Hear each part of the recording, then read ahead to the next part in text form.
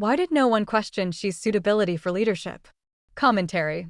The failure of governments around the world to recognize the inevitability of Chinese Communist Party leader Xi Jinping's unsuitability, even for his own country, as a national leader, his lack of wisdom, disguised, perhaps deliberately, by ruthlessness, is at the heart of the strategic problems of the People's Republic of China.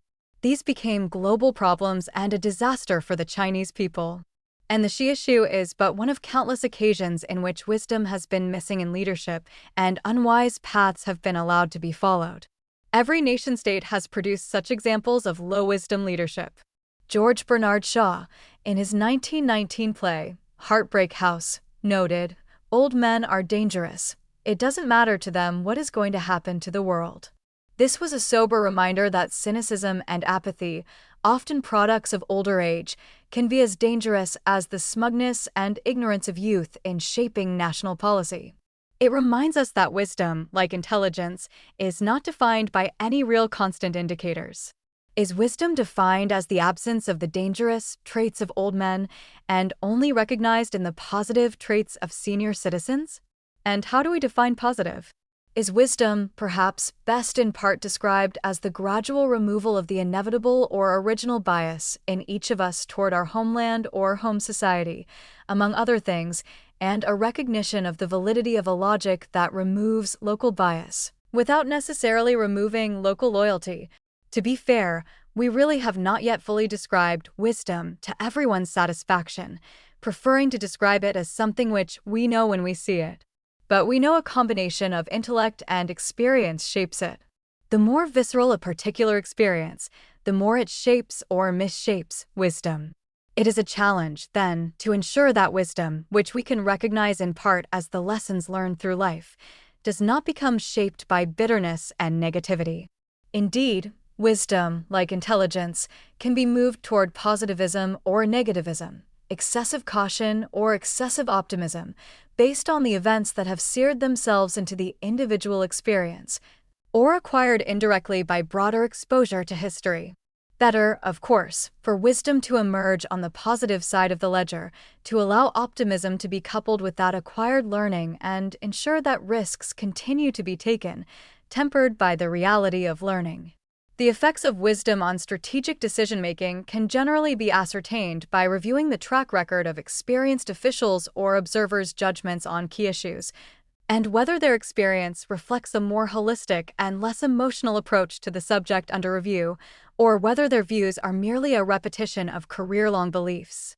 For younger or less experienced officials, the tendency is to respect and follow the decisiveness of leadership, particularly if it reinforces commonly held beliefs, minimizing the need for introspection or questioning. How do we recognize when leadership has taken account of wise counsel? How do we choose our mentors wisely? In other words, how can we have the wisdom to recognize wisdom? Does true leadership disguise a leader's constant internal questioning of her own capabilities as well as of the strategic context? Those in the intelligence community have long used the phrase that their mission is to speak truth to power, but then, what is truth? If we wish to speak wisdom to power, how do we temper intelligence, that is, the product of an intelligence service, with wisdom? How do we define and present truth in such a way that it reflects the context that determines what truth means? Truth without context is as dangerous to policy as old men who have not acquired wisdom. We have seen that governments and policymakers have risen to office without having had the experience necessary to shape wisdom. We see that in officials who have never faced the issues that challenge those in the real world. How often do we see modern and shallow concepts of democracy, which often ignore the more fundamental ethoses of lasting social contracts, encourage uninformed electorates to be wooed to elect unwise politicians? How often do we see formal career paths in bureaucracies, including the military, continue to promote individuals beyond the level of their capabilities? And in seeing that, what can an individual do about the distortion of good practice? How can reason interrupt the path of unreasonable ambition? Perhaps, in the current context, we can see, particularly in hindsight, the fact that she has hardly, since taking office in 2012, made a decision that has been in his own long-term interest, the interest of the CCP, or the interest of China as a geopolitical entity. By 2025, that recognition had spread through much of China and the CCP, and the Communist Party was attempting remedial steps.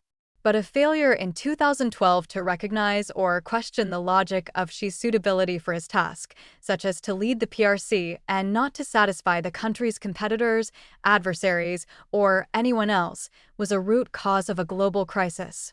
But where does this argument lead us? How can we benefit from reflective views?